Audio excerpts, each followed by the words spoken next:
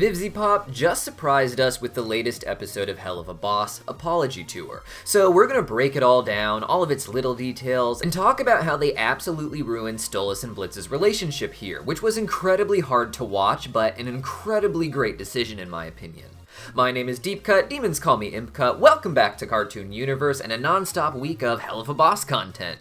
Let me know what topics and theories you want me to cover for this episode in the comments down below, and let's jump into it. The episode opened with Stolas trying to relax in his backyard with its beautiful pool area, with Blitz trying to sneak in. This is the Pride Ring with its red sky still, but it appears to be morning here, which around Stolas' home in particular can look pink, especially back in the pilot. This episode is picking up a few days after Stolas and Blitz's breakup from the previous episode, and with that in mind, I was hoping that Stolas would be a bit more calm, but he still seems to be doubling down on some of his issues as we'll see in this scene, though Blitz is also doing the same thing. This episode is called Apology Tour, and I had sincerely expected Blitz and Stolas to make up by the end of the episode. I didn't expect them to get back together per se, but based on the trailer, I felt like Blitz was going to end up apologizing to Stolas and the two were going to at least be on good terms, allowing them to get back together later. But as per usual, the episode ended with the relationship being dragged to a new low, and if anything, it's being completely ruined this time.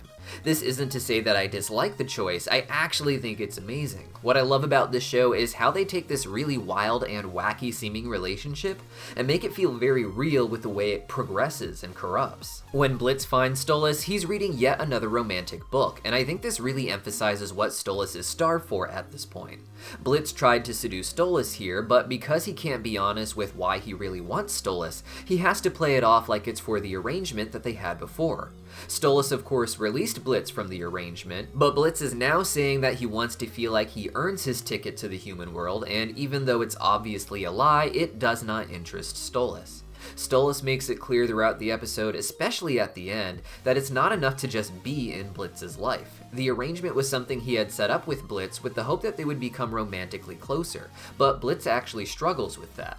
We will find out later in this episode that when Blitz broke up with Veronica and stole her credit cards and car, it was because she had admitted that she was in love with him.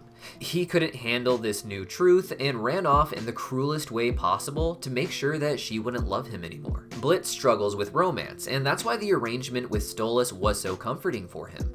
He didn't have to be romantic, and in fact could play hard to get, and Stolas would always chase him. Blitz had been making Stolas satisfied with the sexual aspect of their arrangement, but what he craves now more than anything is the romance aspect. You could argue that Stolas wasn't even aware of this at first, being very sexual in the early episodes, but once that was coming in steady for him, what he'd become starved for after a lifetime with Stella especially, is just actual romantic attraction, feeling wanted. He reads these romance books like in the new episode or even in front of Stella back in episode 5 of season 1 because he doesn't get any romance or affection in his real life. The most he can do is simulate it with these novels and telenovelas while thinking over and over again about how no one pursues him in these ways. This doesn't mean he needs things that are grand and lavish, as we will see later in this episode that Stolas is very happy with very simple romantic actions. He doesn't need to be lavishly wooed, it's the fact that he hasn't even experienced the little romantic things in life that are eating away at him, that he never just had someone approach him like he was interesting and attractive enough to be approached. Blitz's issue, on the other hand, is that he simply can't admit what he actually wants. He has a moment where he basically spells it out when he insists he does know how to apologize. When he says this, he puts on a sort of act of saying he's sorry for the way he acted because he could never let himself believe that someone like Stolas could care about him. When Stolas says that is what he'd like to hear, Blitz says this: "Well, you!" And then Blitz decides to go on an apology tour to apologize to everyone else in his life to prove a point to Stolas. Now to me, I feel like Stolas is the one here who should be a lot more accommodating, but what I love about this show is that neither are accommodating. Stolas has progressed towards wanting a healthier approach with Blitz, but instead of being open to the possibilities of Blitz after what he put Blitz through, he hung up all of his self-worth on whether or not Blitz reacted appropriately in that moment. I understand that Stolas took the assumption Blitz made about him very hard, but they're both playing a certain level of open ignorance now because what they both really need at the moment is for the other person to say the right thing first. Both want the other to try and understand them without them having to spell it out. out, because if you have to spell it out, you can't trust that the other person's reaction is sincere. The episode has so many near misses where one or the other seems like they are just waiting for one more sentence from the other person that could allow them to properly open up, but they don't. Following this, Blitz goes on an apology tour, something made easier with his Osmodian crystal, as it allows him not just to teleport to Earth, but also to fast travel in Hell from one ring to the next. One of the first people Blitz apologizes to is the demonic version of Martha, or my wife, from episode 1, who looks even better as a demon now. Thank you, VivziePop, for this gift. Even more wild, Martha appears to be cheating on me with Mrs. Mayberry, the teacher who had her assassinated back in episode 1. Does this imply that they were sleeping together on Earth too, and part of the reason she wanted Martha dead was not because her husband was cheating on her, but because Martha was also cheating on her? Or did they just start hooking up in Hell? Let me know what you guys think about that twist in the comments down below. What we got from here is a lot of callbacks to earlier episodes. Blitz apologizing for people he's killed, for destroying Lululand, and even to the Cherubs and Agents of Dorks, using the last of the footage of them from the trailer, making this likely their season wrap. But what's real interesting is that all of Blitz's apparently many exes are all going to be at one party that night, which happens to be on Halloween. Here, we get the interesting lore that Halloween is the one night a year where demons are allowed to just hang out on Earth. This is based on the tradition that demons and the spirits of the dead can travel to the Earth on Hallows' Eve. Because humans wear costumes, demons of all sorts can walk around without causing trouble and even arrange their own parties on Earth.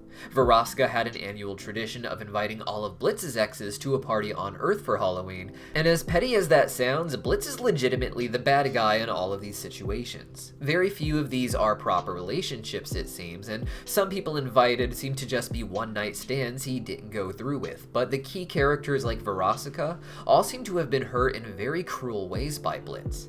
In the case of Vraska, he committed legitimate crimes, even by Hell standards, against someone who made the mistake of saying she loved him. This is a famous pop star, and with Blitz being seen in jail in flashbacks where he met Moxie, I imagine he's done all sort of heinous things beyond even those mentioned in the episode against the many people at this party. People he probably used the same way he initially used Stolas to get what he wanted, without having any real emotional investment, though with Stolas that did end up developing, it seems. At the party, Stolas ends up singing his new song, where he very explicitly says that the real issue is that he feels like none of this meant anything at all to Blitz. We, as the audience, know that's not true. We know Blitz was just too scared to admit he feels something, but Stolas can't handle the idea that even if Blitz wanted a relationship now, it would feel like starting over from the beginning.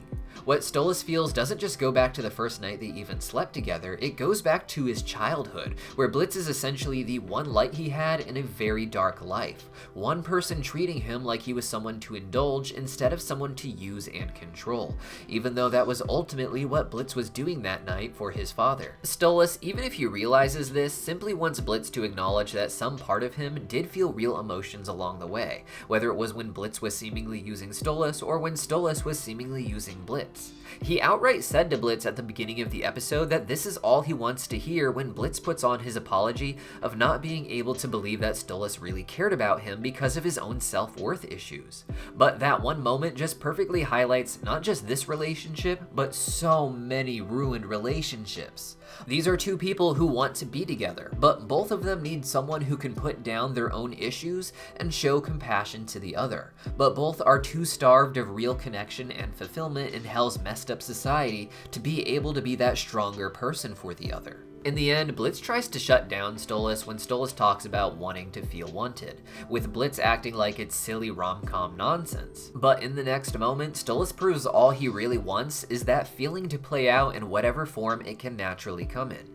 He doesn't want to just be two people in a carnal arrangement, he wants someone to pursue him as much as he pursues Blitz. And when a succubus ex of Blitz shows up and asks Stolas to dance, Stolas gets that feeling. It really was as simple as just asking Stolas to dance to make him feel wanted. Blitz wouldn't have even had to ask Stolas to dance specifically, of course. He could have just done any little action to make Stolas feel like Blitz was actually pursuing him. But any little romantic action like that in Blitz's head is silly rom-com nonsense. He doesn't see himself as someone who can actually pull that off. He only imagines himself doing this when he is doing it to take advantage of someone, to make them feel a certain way. And so, Blitz ends up having his heart-to-heart with Verosika, where he realizes he wants to be a better person, and that the first step to that is not sabotaging whatever is going to happen between Stolas and the succubus, letting Stolas just be happy instead of using the end of a relationship to screw someone over like he seems to have done with everyone else in his life. But what do you guys think? This episode was not what I expected at all, but it was actually so much better considering how it ended. I thought this was going to be a really happy ending, but it was actually really a downer. Even with friendships, this kind of thing can happen, with two people just not being able to be there for each other, the way we think of as being easy because of the way it's portrayed in other shows and cartoons. It's a complex relationship, and even when both characters are being stupid, it's because this is how it actually plays out in real life, and I can't wait to see what happens next. Let me know your thoughts in the comments down below, as well as what topics you want me to cover next, and don't forget to subscribe for more Helluva Boss content all week. Well, well, well, if it isn't my arch rival, Racer Rabbit. Shady the Bat, you're here for the magic crystal as well? Careful, Racer! He almost beat you last time. I guess we'll have no choice but to battle till the very end, our hands all over each other. No homo. There is no homo that I fear. Well then, may the best homo win! Wait, what did you say?